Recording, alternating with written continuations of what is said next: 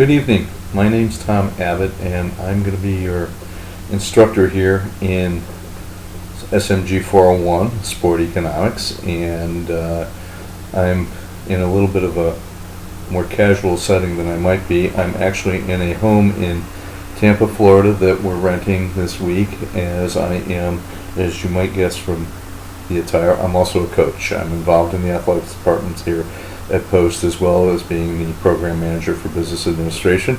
And here I am teaching the sport economics program, so that's a nice little matchup. I'm actually the assistant coach of both men's and women's tennis team, and this week we are traveling in Tampa for our version of spring training.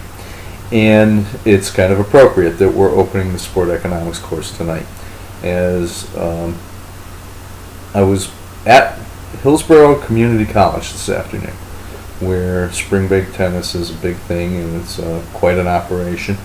But the courts at Hillsborough are in a very interesting spot, because behind the courts is the New York Yankees spring training facility in Tampa, and we saw their stadium there.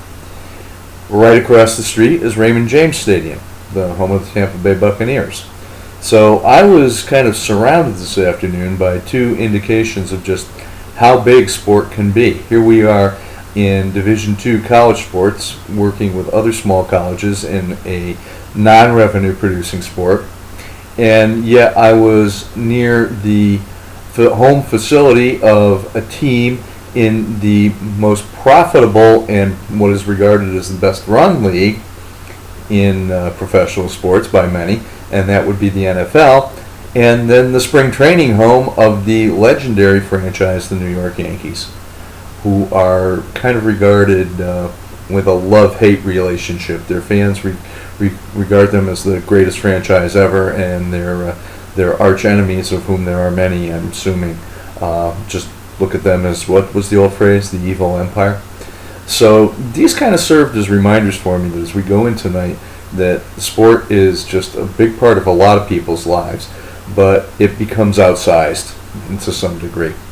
And when you look into the opening chapters, the opening presentations for this material, this first week, that's what we want to look at. That's what we want to look at, is kind of almost going back to the sport and society concept. But how important is sport to us? What does it mean? What are the economic implications of professional sport, and to a large degree even amateur sport? You know, we just finished the Winter Olympics in Sochi, Russia, and they were referred to as the most expensive Olympic Games ever. Russians spent a lot of money. I think it was like $53 billion to prepare for these games, used as a world spectacle as much as anything, as well as a celebration of sport. We look at the NFL. The NFL is almost year-round fan consumption business. Major League Baseball is about to start again, the oldest of our big-time professional sports. Basketball and hockey are just rolling along. College sports have become so important to a lot of people, so important to universities as a part of their university community, and for a way of those universities actually attracting and retaining students. So sport is huge. What I'd like you to do in this course is just to keep things on that big picture level. And the one warning I'm going to give everybody right now, the easiest thing for us to do, and one of the hardest things for us to avoid, and I myself will fall victim to it no matter how many times I teach this course, is it's going to be hard for us not to act like a fan. Okay? That's going to be hard to do. So when we're going through materials here, try to keep that perspective of, say, a league owner, not a league owner, a league commissioner, a franchise owner, a general manager at the very least, perhaps even a politician, a community leader, somebody who needs that team or has that team in their city. We're going to be looking at the impact that teams have on communities where they are located.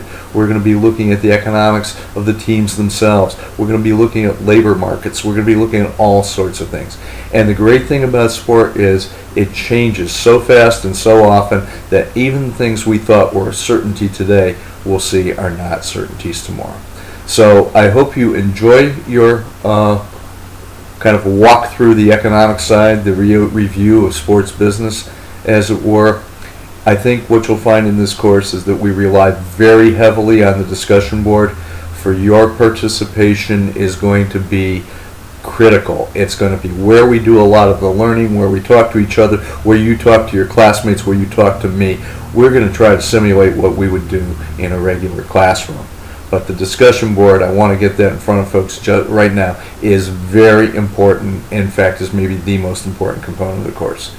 How we communicate is important too. So it's not just the substance, but the form is going to be important too. We want to help people be able to be communicators as well as experts in the subject matter. So this is where it all comes together. Sport, as you can see, I'm on a trip now. I'm giving up my spring break to come up and be part of something that I love. Okay, for me, I coach tennis. I love just about every sport else that's out there. So it's I'm just an unreformed, unrepentant. I'm just not sorry. I'm a jock, and I love it. Okay, and that's the way we look at things. But I'm also trained as an economist. That was my original academic background, was in classical economics. So it's a natural coming together of two things that I'm very interested in and very passionate about. And I hope that we have a very productive 8 weeks going through this whole idea of sport economics. Okay? Thank you very much, and thanks for your attention this evening.